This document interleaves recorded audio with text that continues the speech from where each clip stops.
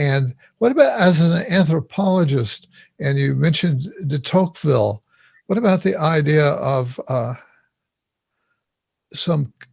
culture as imposing some very long-lasting forces on how we see ourselves and one another? Is that clear, what I'm asking? Yeah, well, I think that's the point that I'm trying to make in the section on capitalism, which is that, we started this thing a long time ago, and it's still been with us for, until now. But I do try to make the argument that cultures always change, and that we seem to be going in a really good direction. I mean, that's interesting. I'm super optimistic. Yeah, tell us more about that. We need optimism right now, as much as we can get. Well, there's anecdotal evidence of just, my personal experience as a professor. I teach a large number of students, sometimes up to 330, 340 in one semester. Wow. So I see a lot of young people, and they are so open now about their disabilities or mental illnesses. Yeah. They, some will brag about them.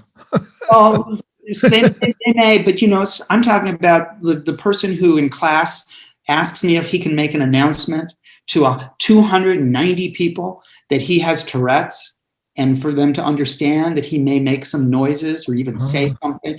That's a heroic, brave thing to do, but it is also something that has been made possible by a new kind of disposition to mental illnesses as part of what it means to be human. The student who said to me in one of my classes that the best day of her freshman year was when she was diagnosed with ADHD, because for the first time, somebody didn't see her as just lazy or stupid, that she had a condition that would help her understand her difficulties studying and organizing her thoughts. And so these are some signs. Celebrities, we know, are now coming out and saying, they have mental illnesses. David Letterman accepted his Mark Twain Award for humor at the John F. Kennedy Center in Washington by bringing his psychiatrist out on stage. When Ron Artest won the NBA Finals, he thanked his family, his teammates, and his psychiatrist for the LA Lakers. So Lady Gaga has been very public about issues that she's facing and the help that she's gotten from psychiatric treatment. Prince William as well.